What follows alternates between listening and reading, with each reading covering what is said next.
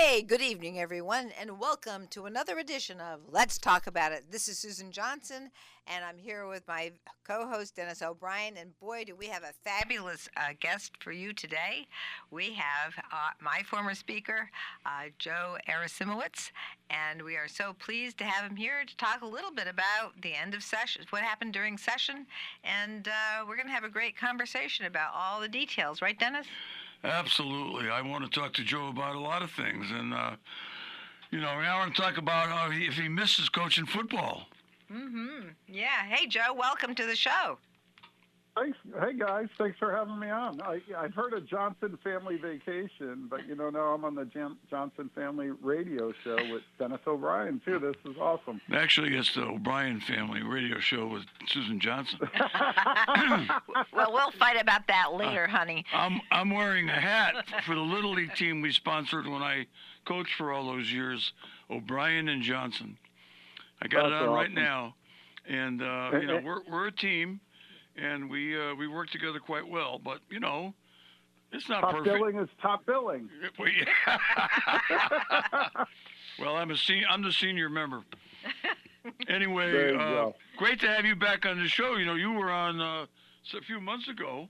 Yes. And I think it was around the time of the Super Bowl, and I was all excited because I'm a big Eagles fan, and boy, was I delighted with that result. Yeah.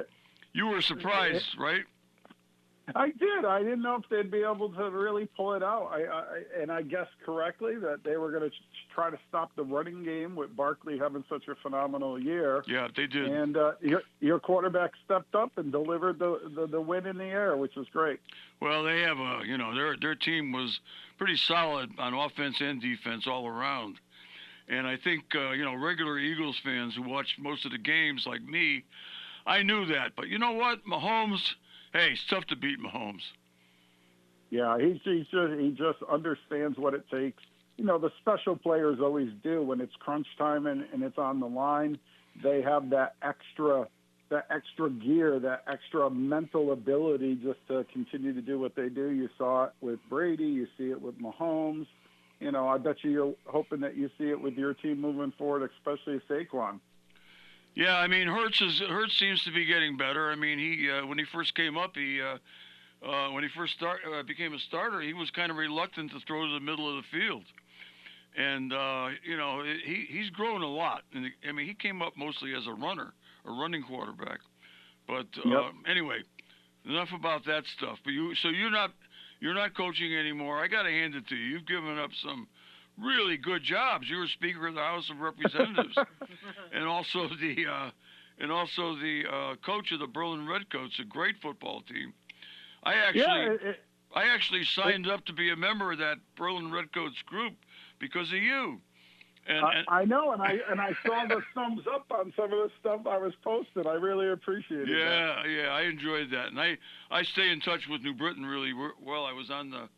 They have those I Remember New Britain websites, and I'm catching up with some of my high school classmates from 1959 to 1961, and it's a lot of fun. But anyway, we want to talk about the legislature, and one of the things I want to talk to you about before I forget is what's it like to be the Speaker of the House in the last week of the session with all the stuff you have to do to organize and try to get done when you can't get it all done. Yeah, it's incredibly stressful, incredibly rewarding, frustrated. You can add almost any word in there, and it really does cover the gambit of it. You have some incredible moments with members who work their tails off all session long to get their bills over the finish line, and you're able to help them. You have some terrible conversation with members that their bills just fell short, whether it's a vote count or the work wasn't done. And then you got to negotiate with all the other people in the building. The Republican minority in the House and the Republican minority in the Senate have a lot of power in the last week or so. The Senate itself is always a little challenging for me, who was always a House guy. Yep. And then you have the governor's office. So I would guess the easiest way to describe it is controlled chaos. That's a very Joe, good way to put it. Definitely a great learning experience. learning all kinds of. Wow. And yeah, it was one of the most rewarding times in my life. And what I missed the most, though, Dennis, and I know Susan will appreciate this, is really the family aspect. What we're constantly around the table talking about the issues and trying to come up with solutions, and everybody sharing their ideas. That's what I love the most. It really was like coaching football, where you had to get a bunch of individuals in a room, have them buy into the team plan, and then execute it once the time was right. And I do miss that so much. Being up there as a lobbyist, I now have a front row seat. Can't get into the caucus room anymore all that often, so I don't know what they're talking about in there. But just watching it and seeing so many dedicated public servants. You know, years ago, I used to go up there and help Rafi when I was a legal aid lawyer, and I would do some lobbying. And I remember, you know, people I know, like Joe Courtney, who was in the legislature at the time, I'd be outside there, and they'd see me coming, and they'd walk the other way. And these were people who were friends of mine. So it's hard being, you know, having to be somebody who is asking for to get something done as opposed to somebody who's a doer. But I'll tell you, I just want to say one more thing. And, you know, coaching football has got to be a lot harder. I coach baseball a lot and basketball, but I've never played organized football. I played a lot of sandlot football, but I never coached a football team, and that's got to be a lot harder than coaching baseball or with all those players and all those, you know, people playing offense and defense. It's got to be similar to being the Speaker of the House. Yeah, I used to joke and say, you know, both of my careers are very challenging. You know, one of them I have to get a group of individuals to really get out and do what's necessary to, you know, at least try to claim victory. And then the other group was exactly the same, just sometimes more mature. Fantastic. Now, Susan is chomping at the bit, waiting for me to stop talking. Oh, I have a reputation, you know, for it. He says he never speaks during the show. You know. All right, Sue, go ahead. But I just have to say, he's your guest. Come on. It's great. It's our guest because it's our show, and we're thrilled that he's here. I'm always he's thrilled always to talk to he's Joe. a great guest. He's a TV star as well. He's Capitol Report. We watch you every week on the Capitol Report. Yes, we do. And Sunday mornings, 10:30, Channel 8. That's I got to give it a plug. Yeah. Great show. Great show. Absolutely. So we're thrilled we got a star here, and not only a speaker and a football coach, but a star on TV now. And so, you know, there are a lot of things that you are in the weeds on. And one of the things is the overall look at. Let's just take a look at what happened this session, how we were really, I think everybody when we first started was very, very, we were very concerned because of all the reports from the federal government. And then we take a look at, well, we have to really deal with what we have now.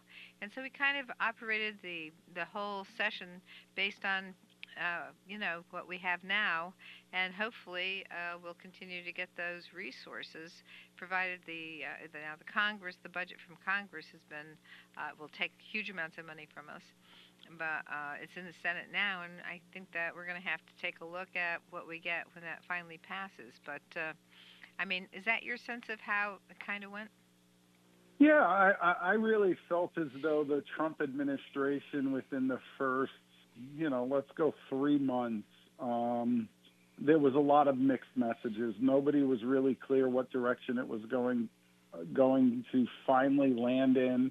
I think we're still suffering from that now. You know, we saw the bill go through the House. You hear many senators standing up and saying, I'm not going to support it on both sides of the aisle. So I think we'll see changes. But, yeah, it was very, very trying session for all of you that are juggling those important issues and trying to respond appropriately, because we'd hear, okay, this cut is taking place and we're no longer funding this one day, and the very next day we'd hear something different. And we hear from businesses, Representative Johnson, as you know, one of the things they need the most is stability. What are the rules that we're playing under? If the rules are going to change, give us enough time to adjust. I think the exact same thing holds true for our government here in the state of Connecticut. We send more money than we get back to the federal government, and we, you know, want to know what we're getting back and programs are covered. And unfortunately for all of you, you didn't have that information, so you had to make hypothesis on what it was going to end up and hope your guesses were correct. Yeah, that's exactly how I thought about it as well. And I'm thinking, well, we still have a very good rainy day fund. So we were able to manage that. We were able to manage keeping within the fiscal guardrails, which I have some concerns about in terms of this cycle. And I know we'll be readjusting them next cycle.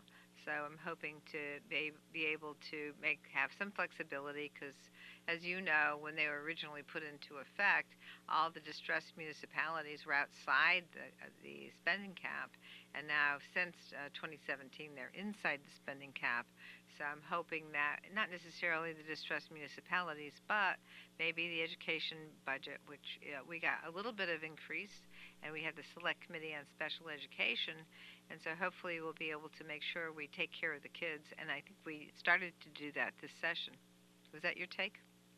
Yeah, you guys really did. So the 3 issues, or maybe 4, I reserve the right to add another one on Sure. as we talk further. But the 3 big ones for me coming in were education to include early childhood education. I thought that was a big issue that you needed to grapple with. Medicaid funding, which you guys took positive step forward with almost $300 million in new money. I can argue with a straight face that it probably requires another $300 million, but you just couldn't get there this year.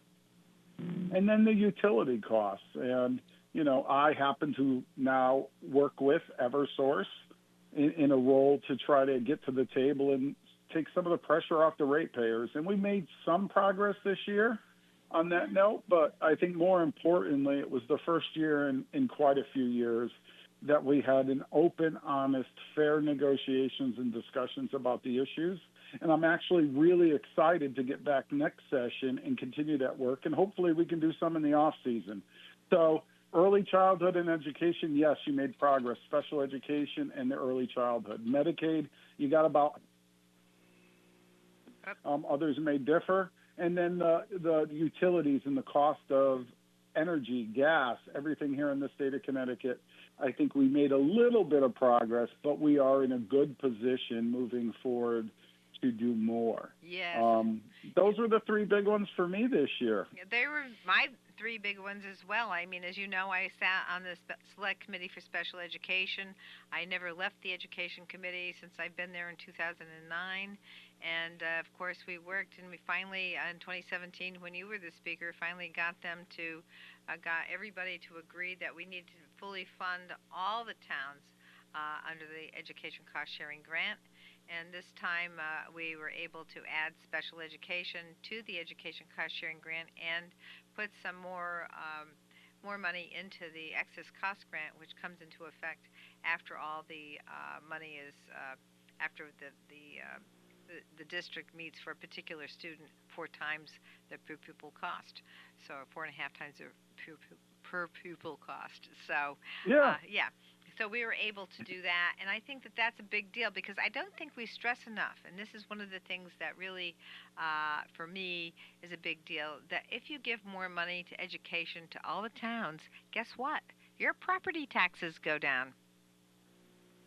Yeah, and people are struggling. As always reminded by you, your area is not an area that people think it is. They think of Eastern Connecticut, and they think of, the farms, the rural areas, not that many people in need, but in your area, Willimantic, you have Norwich, New London, Groton, all areas of high need. And I think we all know by the research, the earlier you can get to these kids, the more educational opportunities you give them, the outcomes speak for themselves. Yes. But given where we were in 2017, we only could put the pieces of the puzzle in place, not necessarily do what we needed to do. So it's really awesome now to sit back as one of the architects of the 2017 budget, as painful as it was for all of us. Yes. We did so many good things. We're now seeing the incremental improvements.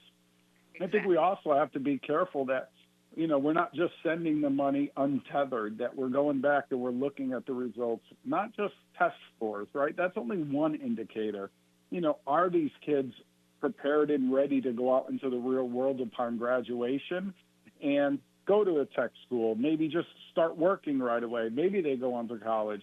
College isn't for everybody. So I think those are the next steps. And if we work cooperatively with the governor and university systems, the technical schools, and some of the private companies, we really can get there, and we could be a leader in the country of ready to work post high school. That's great. I agree 100%. And I think that we're very lucky to have a governor who also agrees that we need to take care of the children. That we need to be able to make sure that we have all these jobs here. We have places like, Electric Boat, Pratt & Whitney, Sikorsky Aircraft, that all require high-tech education. And we want to be able to keep those businesses here, those corporations here, and make sure that we can fill those jobs. Yeah, and look, I've never been shy about my feelings for the governors, whether good, bad, or indifferent. I always try to speak the truth based upon who they are. I was really excited yesterday hearing some of Governor Lamont's comments within his end-of-session press conference that are indicating to me that there's a really good possibility he's going to run again. And he really is the open-hearted, caring individual that we all think we see on TV. We can quibble over issues, but knowing we have somebody there with the experience working with the Trump administration, yes, somebody with the experience of business, which is very important, but then the experience with all of us.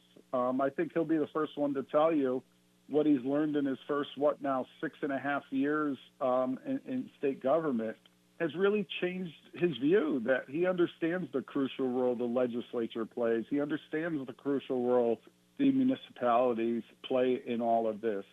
And I think if he does run, which I'm really hoping, I'm interested to hear both of your opinions, whether you think he's going to run or not. But I think it really sets Connecticut up for incredible growth and production in the coming years. Joe, I'm the town attorney in Andover, among a few other towns. I still work, and I'm working for mostly small towns now. Andover's a town of about 3,700 people, a lot of nice people. It's in eastern Connecticut. It's a pretty short ride into Hartford. So they're doing fairly well, but they still have, they have needs. Property tax is tough. They don't have a lot of business in town. Anyway, I got a call from the first selectman who was in Pennsylvania, and he said to me, Dennis, he said, the governor's coming to Andover for the first time ever on Wednesday afternoon. And, you know him, don't you? I said, yeah, I know him. And he says, well, I want you to be there in my place because, he has never come to Andover while I was there. So I had a meeting with him and just a few other members of the Board of Selectmen. They have some pretty capable people there. They do a good job. And he was having a good time. He was there for about an hour. We spoke for about 55 minutes. Then we took him over to the community center, and a bunch of seniors were playing bingo, and he was thrilled by that. And he seemed so happy, and he seemed so, like he had such a great time with us there in Andover, where he'd never been before. And I've been bragging about it ever since. And I said, that's why he's running again, because he was with us that same day over in Andover, and we made a good impression on him. But you're right. He is such a nice guy, and he's done a really, really fine job. And I'm with you. I want him to run again in the worst way, and I let him know every chance I get because he's done a wonderful job, and he's electable, and we need continuity there. We've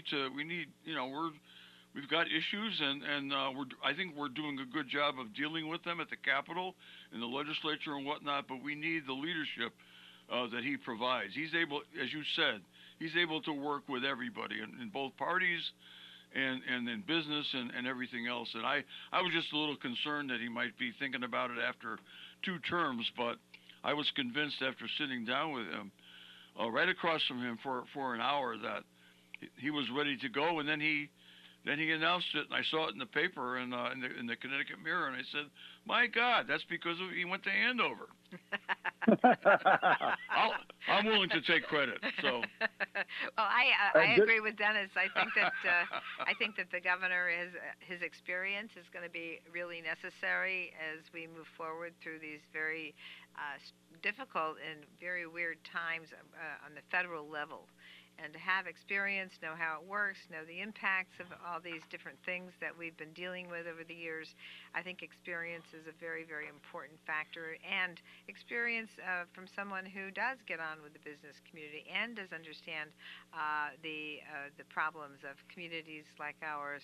And so I think that this is something. And as you know, I'll continue to discuss the difficulties of the communities that do so much for the state. Wyndham is here at 53% of the value of Wyndham goes to the state of Connecticut because of tax exemptions. So we take care of people with a hospital, with a university, with the airport. We have a federally qualified health center here. We have numerous group homes and halfway houses. All these things, many of them are not taxed at all. We have more public housing on a per capita basis than anywhere else in the state except for Hartford. So we do subsidize lots and lots of housing here, and we don't get a dime back from the state for that. And so these are things that we do, and we want to make sure that people understand that this is what Hartford does. This is what New Haven, Waterbury, New Britain, Norwich, New London, all of us have these issues. Now, in some of the areas, like if you go to Stamford, for example, they have a lot, but they also are right there in an area where you have highways. In Wyndham, there's no highway out of here. In Wyndham, we don't have a rail system that moves passengers in and out. So we really are isolated here, and we still are doing a huge amount of work for the state, a huge amount of work for the region with huge isolation issues. And so I'll be harping on that tune for a long time. Despite all that, Joe, it's a great place to live.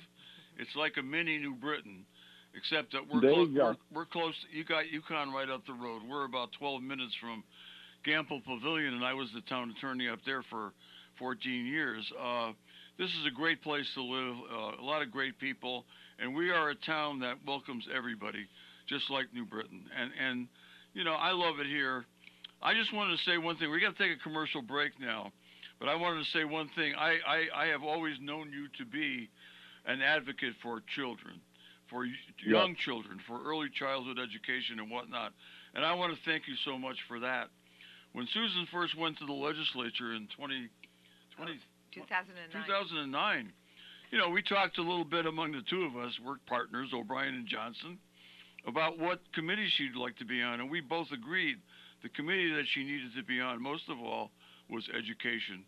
And she's been on that committee ever since, and that is the place to be. And I really, I just want to say this on the air, that I really appreciate the support that you've always had for public education. If I wasn't a lawyer, I'd be a teacher. My pleasure. I think it's the most important issue we grapple with. Absolutely. Absolutely.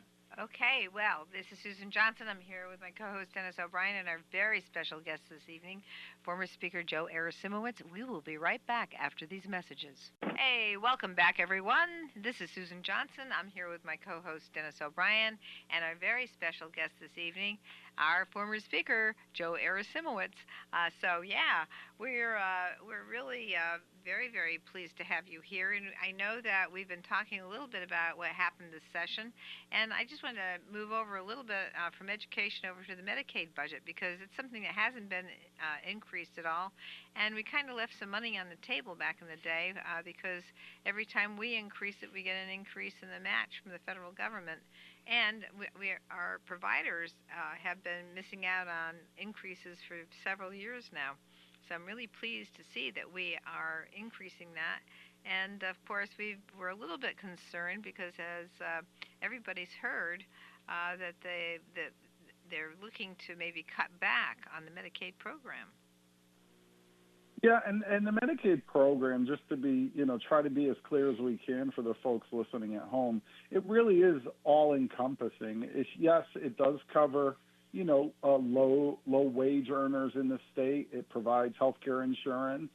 It provides other supplemental benefits. But the biggest driver of it is the senior communities. Many families, when their loved ones become ill, cannot afford putting them into any type of supporting home. And here in Connecticut, we do a great job. We have, initial come in, it's supportive, but you're pretty much on your own, all the way up to complete care. We have one specifically designed for Alzheimer's and other issues.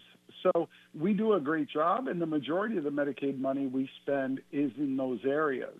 But our providers have been suffering. You have workers that are the frontline workers that are providing the care, literally making less than they could make at Target or Walmart in some cases. And this year, you guys did a great job, $300 million in new money going into that system to help raise up the wages of those workers, which Representative Johnson, you and I both know, when you give a low-wage worker additional money, it instantly goes back into the economy because they have needs. They need to put food on the table. They need to buy a vehicle. They need to, buy clothes. That all immediately goes out. So while we spend the money to make it a fair system, ensure these people are making enough money to where they can live in this state, that just spurs on the economy, the local economy, the small businesses, the pizza places, the hairdressers. So it is an economic stimulus while we're providing good care for people in the state. And we should be proud of that.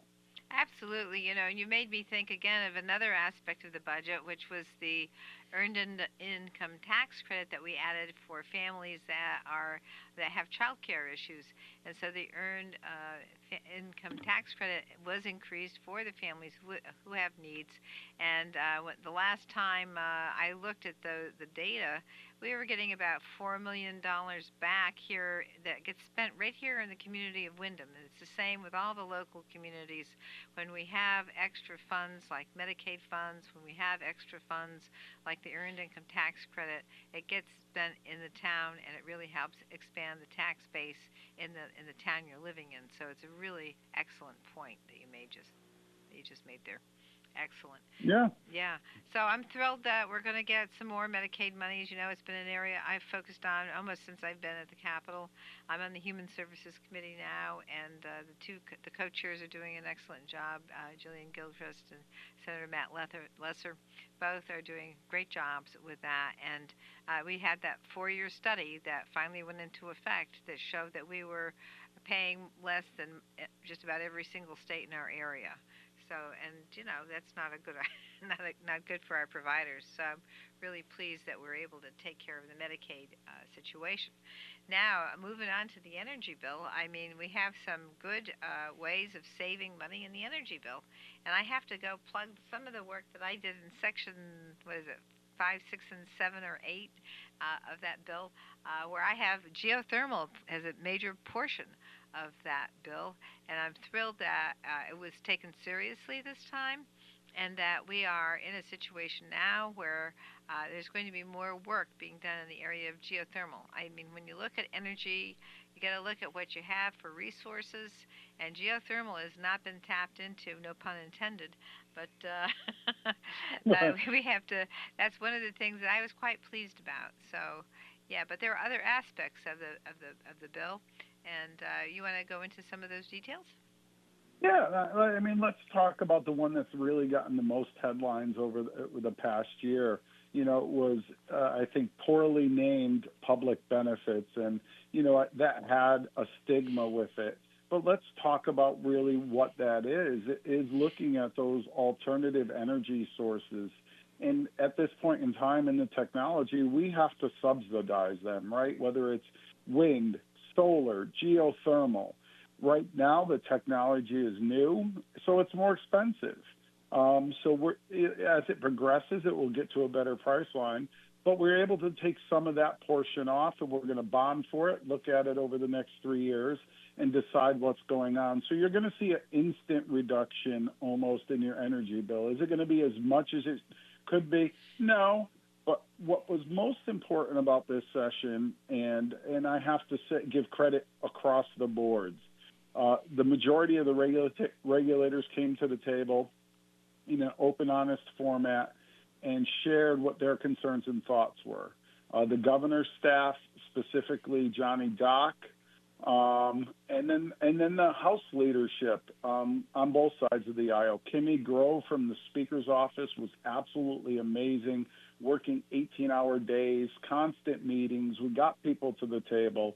And like I said previously, in my opinion, it was the first time in the last 6 years that we had an open, honest, fair discussion of what we could and couldn't do, and we moved forward. So the bill contains some of that language to do, as you said, these alternative energy sources and heating sources, which will help us in the long run. It also clarified some of the rules over at the PURA, which is our regulatory agency that governs the utilities, to ensure that it's done consistent with the rules the legislature has laid out. I think that's a really big plus. It allows for the utility, specifically Eversource in this case, to securitize the storm money. With climate change, since 2018 to now, we've had almost a 35 to 40% increase in storms of high severity. And as you know, Representative Johnson, after we had people in this state out for 7 and 8 days of power, you enacted laws onto the utilities that they had to respond in a certain amount of time, and that adds up. I think the amount owed for storm cost is $1.2 billion or thereabouts. Under the previous system, before you passed that law, the ratepayers would have to get that money back to the utilities because they've already paid it out to respond to the storms over a 7-year period. What you have done within the legislation is allow that to be spaced out now over 20 years. So it'll be a less of an impact. I think that was a huge step forward, and that's only done through the cooperation of the many branches. And then Vin Candelora, who's the minority leader, state representative from I believe it's North Branford, Yep. He really talked about process, that we can't have these fights play out in the paper anymore. Everybody needs to stay in their lane, do their jobs, do it in a way that's full transparency to where the public can follow it. And I really think that's a huge step forward. I love that idea because if you hear a lot of different things, then you wonder, what am I paying for? And I think listing out the cost and what it is and calling it public benefits really was a misnomer, as you said. And it really needs to be broken out into the whole bill like it is, so that people will really see what's going on and, how things are. I'm glad to see things go into bonding as opposed to on the bill. I think that makes a lot of sense because you don't want to have that stuff in the bill. Because bonding, at least you pay for that according to your income. Here, this isn't the way it was being done. It wasn't being done, and just dumping it in the bill isn't a wise thing to do. Yeah, and we enacted those. I'm sorry, you're breaking up. For all the right reasons. Yes. Right? We wanted to do solar. We wanted to do wind. We wanted to do geothermal. But at the time, we didn't have the ability to pay for it. Right. As the state, we were in tough times. So we put it onto the bill. But then once, outside influences started coming in to where, energy was getting more and more expensive, it was just a multiplier effect that the ratepayers just couldn't bear anymore. We've all heard the stories of the people that were paying, $65 to $100 a year, and then this past summer specifically, they were getting $300 and $400 bills. And I think you responded appropriately. Pull some of that off, give the ratepayers relief, and now let's work cooperatively on lowering the bills altogether. What can we do as a collective group? Exactly. I think that analyzing the rules that PURA has put into effect as well, that we have the way that the public benefits thing is out in the statute that allows a lot of flexibility. I think that the legislature needs to, step up and take a look at every single rule, its impact, and take a look at that. I'm looking forward to doing more of that. As you know, I was on energy and technology for 2 terms. When I first got to the Capitol, and I also worked on the waste-to-energy facility we had here in Windham and the landfill, and I helped with recycling. So I have a little bit of a, rulemaking background in some of these energy areas, and which is the other thing that I co-chair I'm chairman of the Inland Wetlands and Watercourses Commission here, and I realized that we are sitting on an aquifer. The city of Willimantic is one of the poorest places, which could really utilize geothermal. And our new town manager, Rob Zernetsky, actually has a background in being able to utilize existing structures. For example, you could utilize the sewage treatment pipes for geothermal as opposed to trying to make more infrastructure. So we have existing infrastructure all throughout the state that could be utilized for geothermal, and of course it has to be modified, but it's not the same as having to dig and put the pipes in and all that when you've already got the pipes there. So I'm hoping that that will reduce the cost and that more people will take a look at that, especially in the justice-involved communities where we need to have environmental justice communities, rather, where we need to have support. And almost all of them have sewage treatment plants and pipes. So it might be a way to do that will cost less money in the long run and take care of the emissions. Yep, I totally agree. Yeah, it should be interesting, and I think that, and of course we included Pure in part of it, but we also wanted to make sure there was some ability for a town to be able to do some of this stuff on its own as well. So we'll see how that works, but it was my hope. And I also think you've put into place some areas to where the towns can cooperatively work on their own, especially with companies that do fuel cells. You guys can do your own energy parks to where you get 3 and 4 fuel cells. While they run on natural gas, they emit very little, but could provide energy specifically for industrial parks. If you have schools next to each other, you get a fuel cell, you take advantage of some of that, and you can run your schools off of it. So I think there's a lot of things out there that are hitting their peak in technology. They're going to be more and more affordable. We just got to hold true to our values and make sure we continue to work on them and don't just give up on them because they're not getting the results as quickly as we would like. Oh, these transitions take time, no doubt about it. And I think that we'll get more people investing in these things once they see the success. So I think investments will come from all angles when they see these kinds of ideas and see how they work out. And in fact, this town manager we have here now has done this in, I believe, in Canada and other parts of the country. So I can't believe we have this. And also Representative Winter, Steve Winter, got a grant from the federal level for geothermal in the New Haven rail area.